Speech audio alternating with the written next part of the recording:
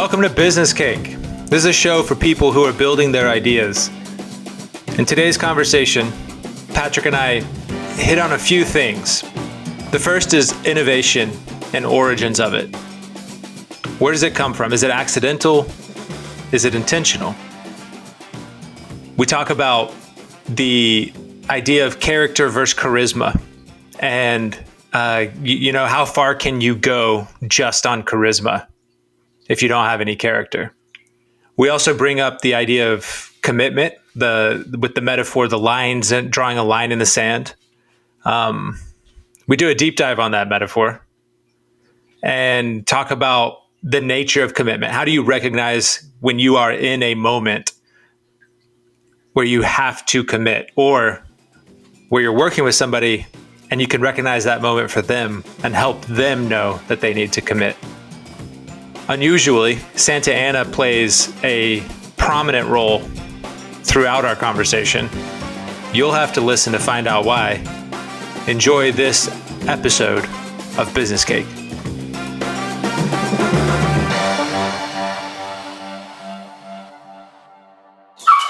This is a tweet by Jonathan Edward Durham. I don't know anything about this man. I don't know what he writes or whatever. But I want to get your feedback on his idea, Will. Did you know the potato chip was invented in the 1850s by a chef named George Crumb? And this is true, by the way. Specifically to annoy a customer who complained that his potato chips were sliced too thick. So let this be a reminder that great things are possible through dedication to your craft and unquenchable spite. So because of that, Crumb sliced them as thin as he possibly could, fried them, and threw some salt on them, and they became known as Saratoga chips, which is now potato chips. But it was because that customer complained. He was like, out of spite, I'm going to show you. That's funny. It's funny because reluctantly or out of spite responding to feedback, but then it's actually a great idea and the feedback was right. And then you got to you have to say, well, what you really want to say is to the customer, well, fuck you. Yeah. F you, man. Yeah. Yeah. I did the thing you asked for and it was worse. But Actually, you did the thing they asked for and it was better. So joke's on him. That's funny. I wonder. I mean, it also underscores the point. But these are just thoughts. I don't know the full response that you had in mind that you wanted me to give. But most things that are successful are accidental. It's just luck. Where you can have all these plans and you're doing the thing, but I think a lot of it's luck. I also think a lot of it is relationships. So it's either relational or luck, but out of those two things, that's where success comes from. That's it. That's good. Most things, accidental, really. Yeah, I mean, without having much research to back it up, or I think penicillin, accidental. I probably Was it the only accidental. Yeah, I didn't know that. They were working on other experiments and left it out too long, and so it grew this bacteria, moldy thing, and it ate the stuff. And science words and medicine happened. It was discovered accidentally by Alexander Fleming in 1928. Wow. His wasn't coming out of spite, though. And he was he's growing bacteria on purpose. Well, it's like a chef. Yeah. He's out there working, and then this customer gets up. You're doing something already. Mm-hmm. I don't know if this guy became rich, George Crumb, off of the potato chips. It's like, obviously they weren't as successful then as they are today. But that just goes to show you, listen to consider every, you don't need to follow up on it. Consider every point of view, Yes. Because one of them could motivate you, albeit through spite. I'm sure there are some people, I'd be curious around, I'm just now thinking of, okay, how can I poke holes into what I just said? The moon landing. That wasn't accidental. It was kind of innovative. Yeah. Doing that. But they planned it. I'm sure things happened throughout that were. I think there are probably, what you mean is like there are a lot of really cool things that were invented inadvertently or like discovered without someone aiming at it. Yeah. The iPhone was not accidental. That was. Peanuts were not accidental. George Washington Carver. Did he invent those? I don't. Peanut butter. Yeah. Or was that accidental? I don't think it was accidental. I think he was trying to make as many things as he could with the peanut. And he was like, you're butter. Right. It was intentionally created. I'm 2 for 2. No, you're nailing it, dude. I just think it's hilarious that this guy, I could see him, like when somebody gives you feedback and you just start like seething with rage. It doesn't happen often, but when it does. Is that just me? Yeah. I mean, I do get like, I'm not going to listen to this. This is seething with rage, though. It's a pretty visceral reaction. Okay, maybe that was over the top. Remember when people give you feedback and you just dislike it slightly? But the thing is, like, this guy didn't just dislike the feedback. It was like so frustrating to him that he spent the time, and I could just see him like, all right, dude, you gonna complain? And just like as he's cutting it, it was like, no, thinner. And he just goes again. You know what I mean? Yes.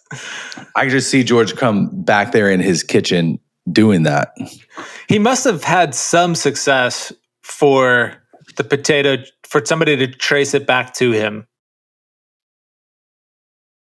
Oh, yeah, that's a good point. Yeah. So good for Crumb for making the crispy potato chip. Another thing that was accidental, chewing gum.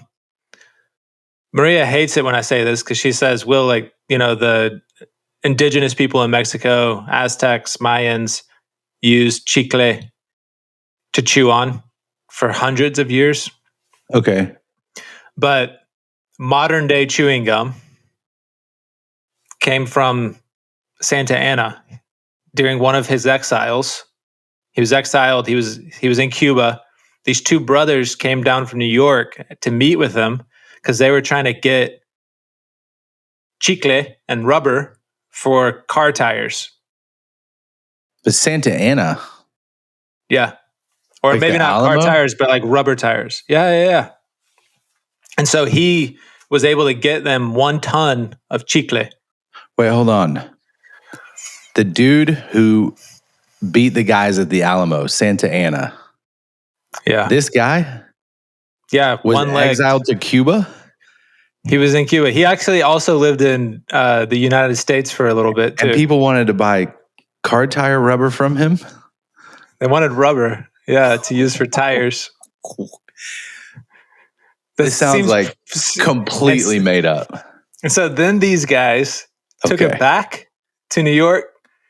And while they were trying to make these tires, they would do what Native American, indigenous in Mexico had done, like pop a little bit in their mouth and chew it. And they failed making tires, but then had all this chicle and decided to start to wrap it. And then people started flavoring it with mint, and chewing gum came out of it. So this is real. I don't not believe you. You don't not believe me? I don't disbelieve you. Just look up Santa Ana and bubblegum. 1860s. Yeah. It's a real thing. I'm doing a little bit of research right now. Dude, it's from Santa Ana, the former president and general of Mexico. Yeah. That is bizarro. Isn't that bizarre? I mean, he's a pretty talented guy selling rubber in Cuba, Yeah. beating people at the Alamo. He's one of, Mexico is full of fascinating characters. And he's one of them. And people in Mexico strongly dislike him. Okay, that was going to be my question. How do people feel in Mexico about him? Why do they dislike him so much? He's like a vagabond type character. I mean, he just kind of shows up and he would fight, but like Mexico kind of got screwed a couple of times when he was leading armies and lost. And during one of his excursions, like President Polk, James K. Polk for the U.S., he... Say it again. Polk. He accidentally invented the polka. He just... One of the largest U.S. land grabs with Texas and Arizona and New Mexico and California, which Mexico owned. They lost because of this battle, the Mexican-American War battle and Santa Ana was leading some of those armies. And so he's just disliked. You had the Alamo where he went up and he fought and he defeated the Texans. And he's going, and after he won, he has this massive army with him. And he says, should I march on DC? And he just didn't know what to do after he won the Alamo. And so he took a nap. And in the middle of his siesta, this Texan army caught up with them and routed them and chased them all the way back to Mexico. But it was like in this moment of indecision, which is that's what happens with Santa Ana. He's this rise and fall. He was the president of Mexico 6 times. What? And would either get bored or his own party would kick him out because they're like, we're done with you. But in either case, he would just get to the point to where he's like, okay, I'm out. And he would go back to his ranch. He loved cockfighting. He was just like a character. And didn't really help build Mexico, but for about 50 years was in and out of really critical junctures for Mexico, just never really working in their favor. So what a wild dude. Dude, he's wild. 6 times he was the president. Yeah. They're like, maybe this is a good idea this time. Let's just give him one more shot. His charisma, he had to just be oozing charisma. Yeah. To where people were willing to, because he would raise an army and people were like, yeah, I'm going to go fight with you. Oh, yeah. Or, yeah, we'll let you run the country. But then, yeah, there was some law of diminishing return probably with how much time you could spend with him. And he inadvertently contributed to the invention of modern day chewing gum. Yeah. There you go. This has been great. He probably attacked the Alamo out of spite. He probably did. I agree with that. Or do you think he was just bored and he was like, well, I guess because the U.S. Mexico were still fighting over that territory at that time. Texas was trying to become independent. Oh, yeah. Largely, there was a slavery issue with that. They wanted to continue slavery, and Mexico had banned it. Oh. And Texas was like, well, we're going to do our own thing then. And Mexico said, no, you're not. And the Alamo. And they drew a line in the sand in the Alamo. How do you feel about lines in the sand? I think we talked about this already. I think we did. I don't know if we recorded it, but just for the record, a line in the sand is a terribly misunderstood. It's like a steep learning curve. A steep learning curve is actually something that's easy to understand because time is across the bottom of your horizontal axis. And so a steep learning curve means it takes very little time for me to get it. It's like Neo in the Matrix. You just download it and you got it. That's a steep learning curve. Right. So a shallow learning curve is like, it takes a lot of time and then you like finally start to catch on. So a line in the sand is like, if you don't like something in the sand, you can just rub over it with more sand and it's gone. Right. So that should be something that's like a fake commitment. Yeah. Yeah. Like, well, he just really drew a line in the sand on that one. Meaning like he never really committed to it and nothing came of it.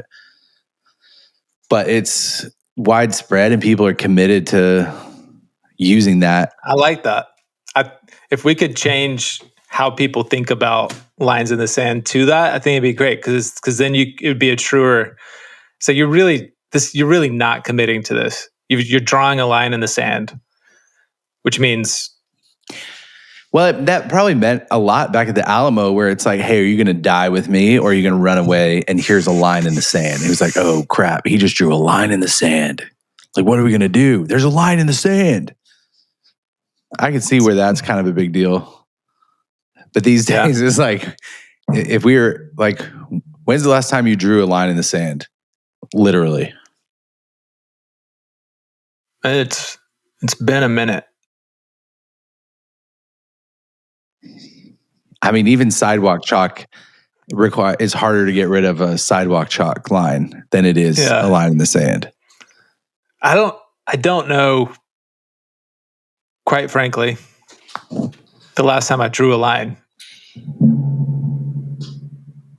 I've written words. Metaphorically or literally? Both. I mean, I've mentally committed to things, but I have not said this is my line in the sand that I'm stepping over. I think we could reuse it and people would be really confused and frustrated by it, and that's fine. I can still do that, but what are we going to give them in exchange for the meaning that they're missing?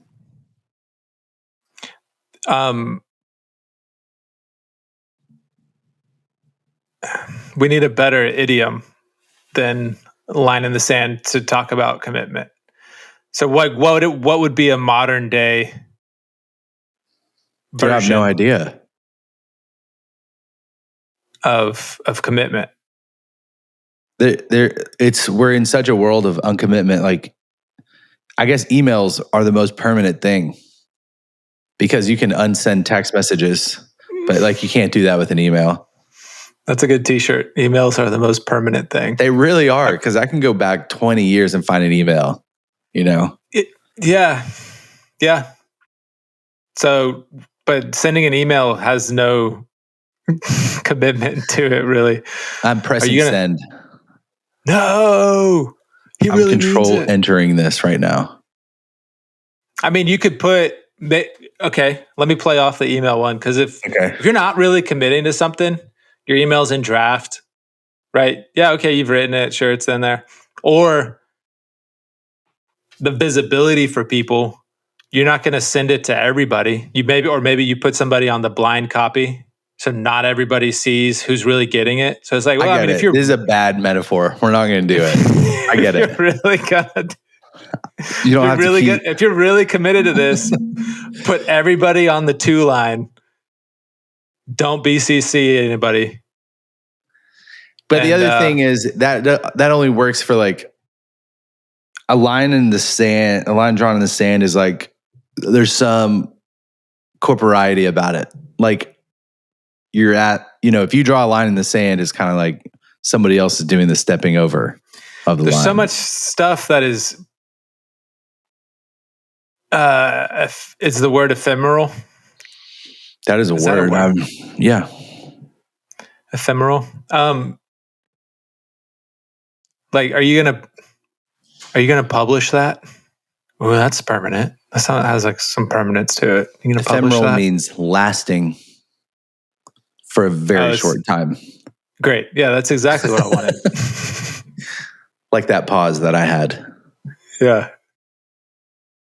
So many things in our culture and society today is ephemeral. It's like a Instagram story. It's 24 hours. It's gone. Snapchat. It's gone. But a line in the sand is ephemeral. It's the symbolism of it that makes it mean something. And I don't know. You're right.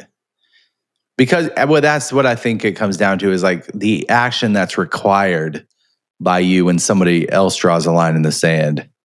Right. Is like, now that's a thing. It's not so much as like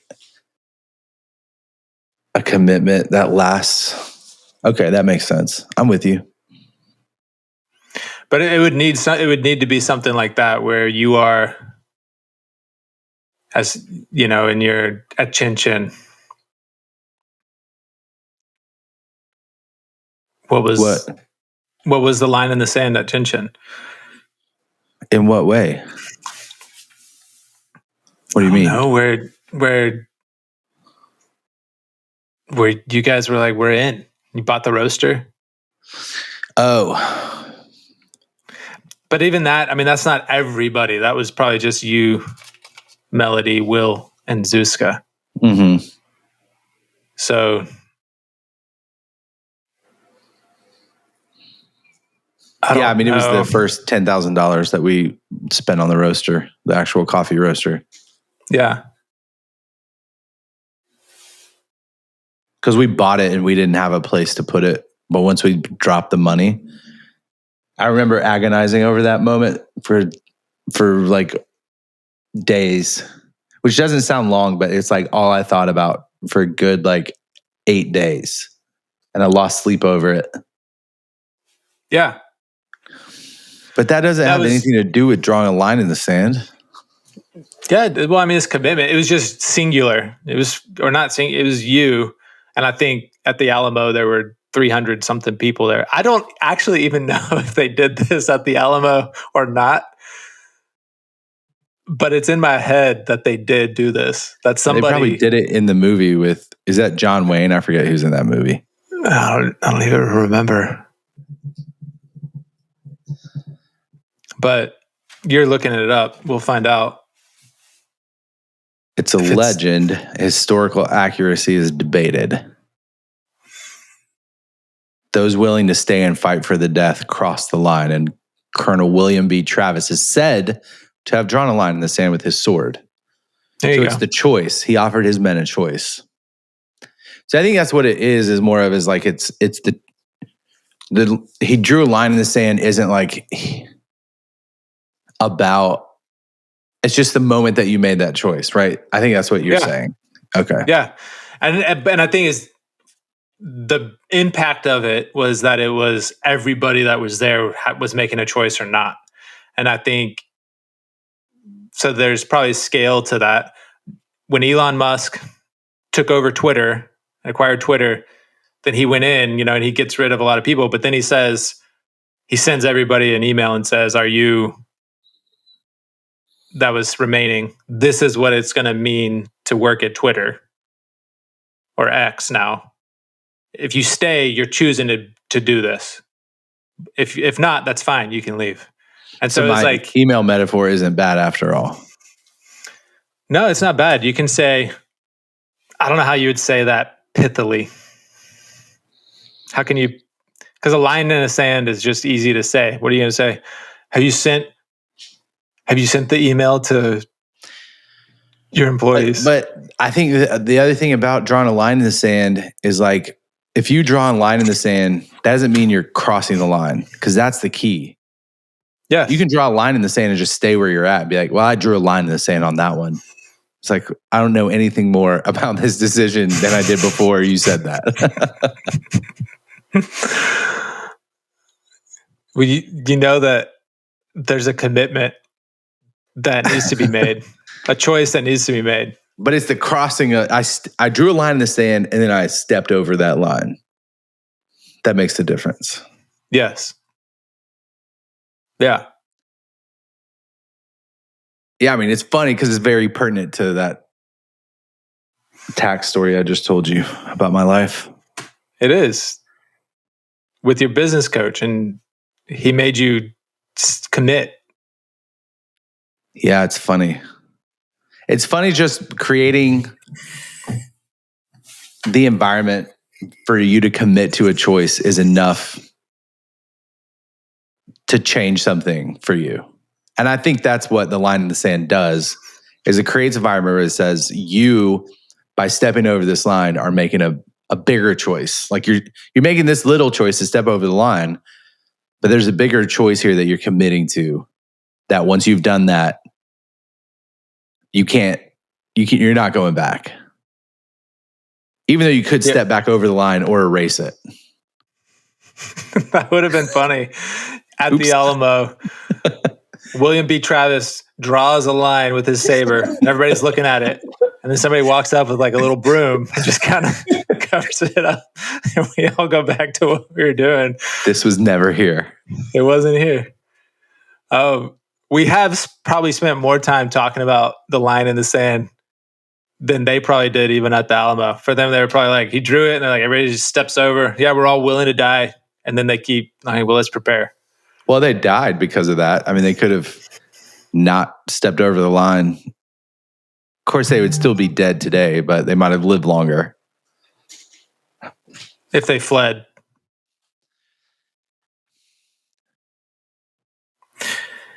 It's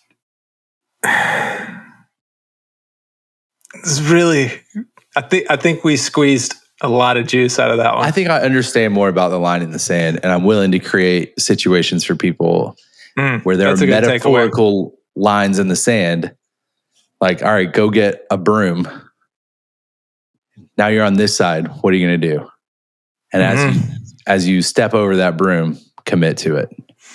Recognizing the moment is important for that. I think your business coach recognized this was one of those moments for you and created that.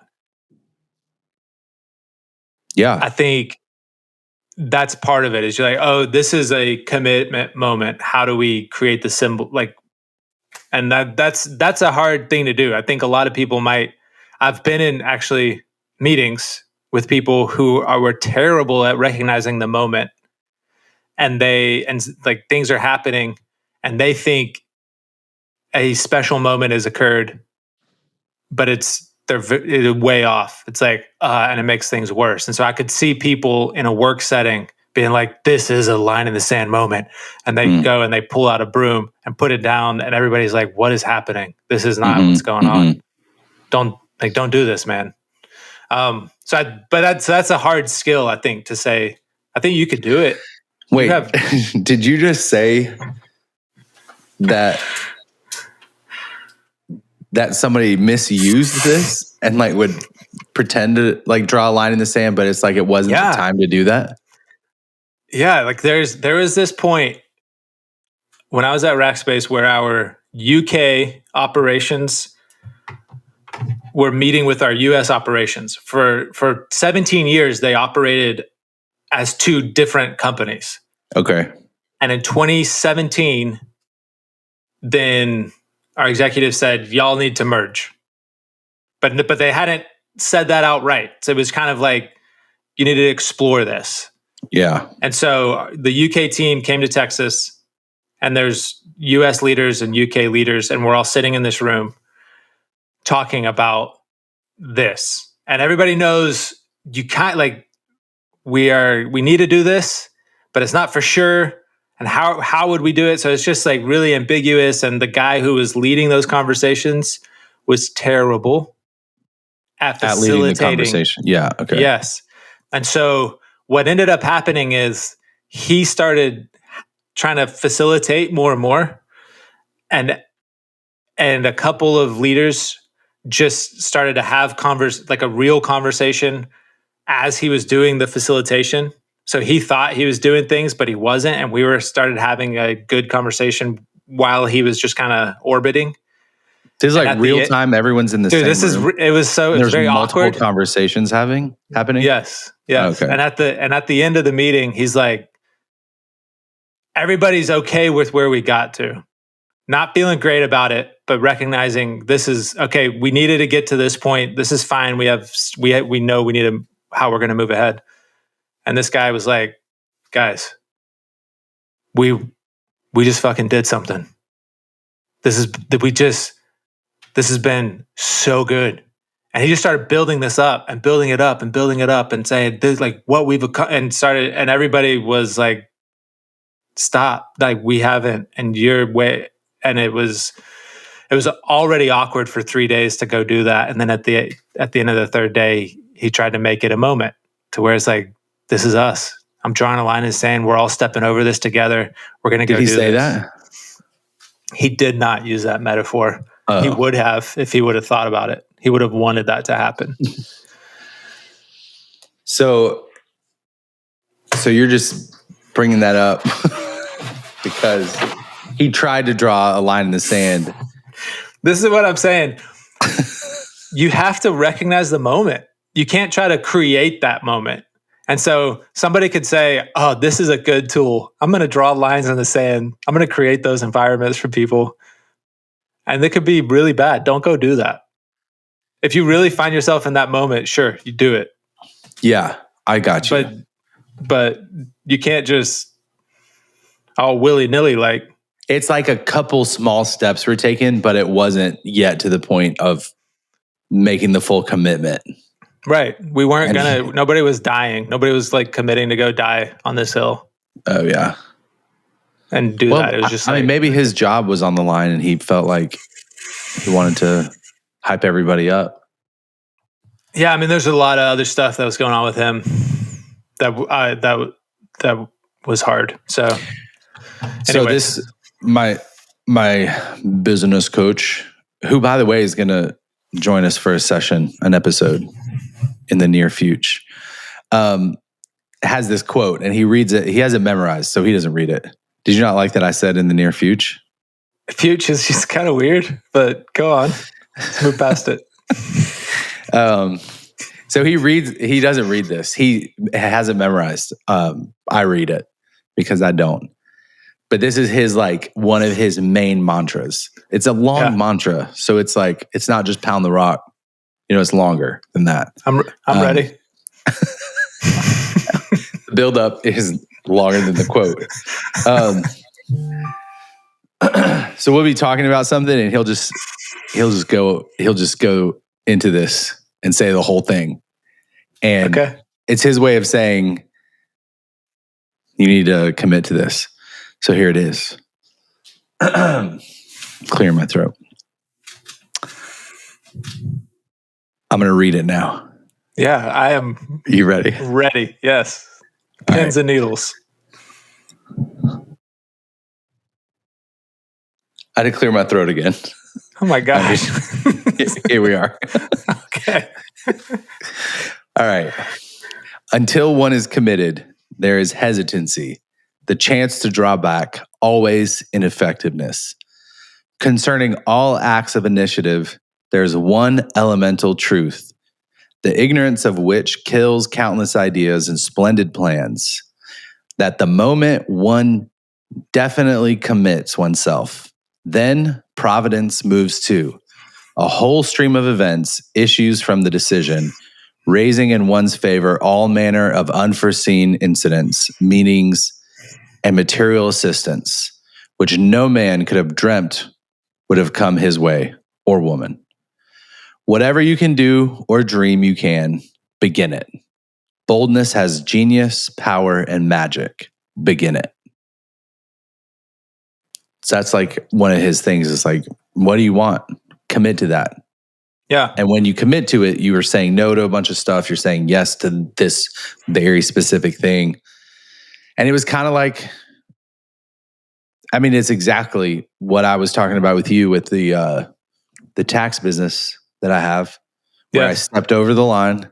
And then the next day, The CPA who I've known, and we've talked about things before, but I was talking about it in a different way because now I was saying, I have to solve this problem that I created for myself by committing to this. And he said, I want to be a part of it. Yeah. That is interesting, where your commitment and you saying I'm in it and I'm trying to solve this attracts that. And that, I mean, I guess that's what the quote's saying. Once you commit, a whole stream of events are going to follow and be part of this. But you've got to commit. But he was like, yeah, I'm in. And you weren't necessarily asking him if he was in. You weren't trying to attract him to this, to be part of it. But it brought that. I mean, that's kind of the conversation that I had with one of our potential investors, where as I was talking about it, I had committed, like, this is what we're doing, this is what we're building. And he said, I want to be in, I want to be part of it. So also, it's like the quote from Walter Percy, who says, blessed is the man who does not think that every opportunity is open to him. Yeah.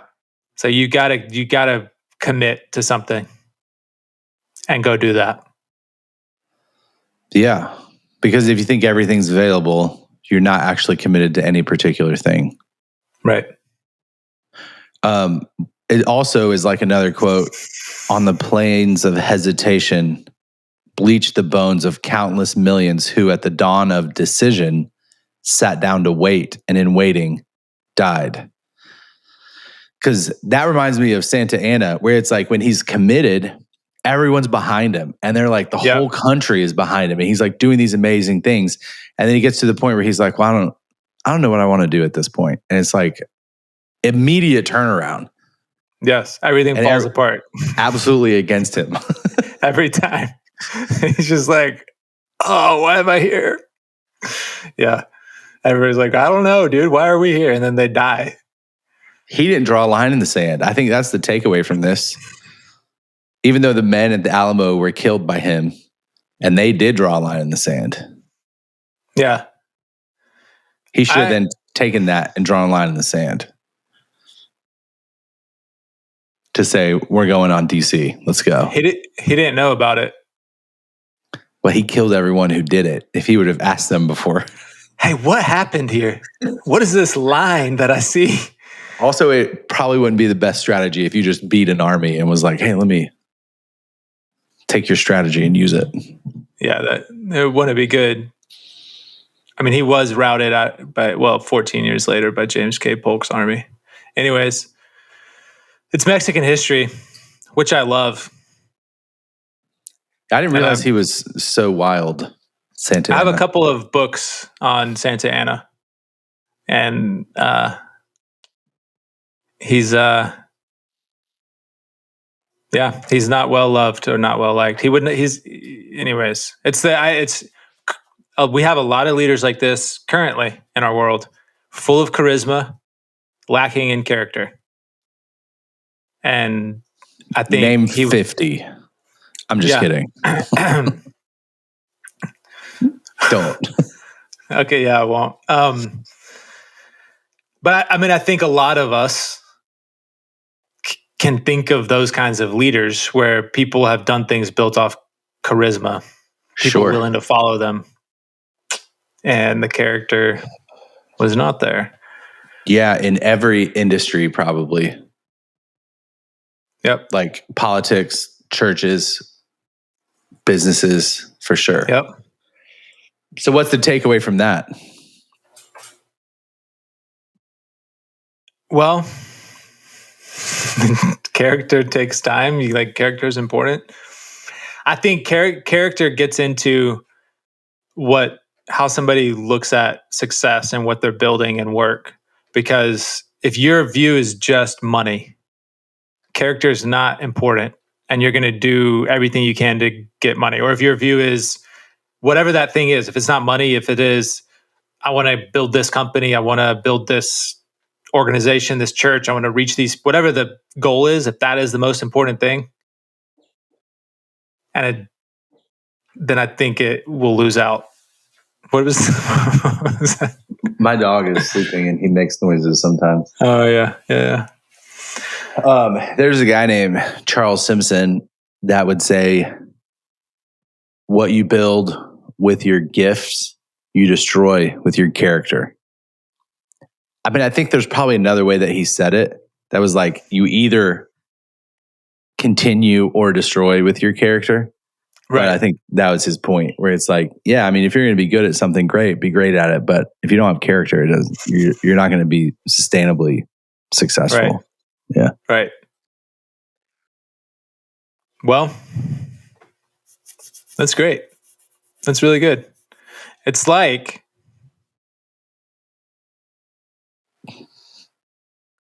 what? It's like if you were nothing. I was just gonna try to think of some kind of terrible analogy, and I won't. I'm not gonna go there. I know. Try. Just let's see what you could come up with.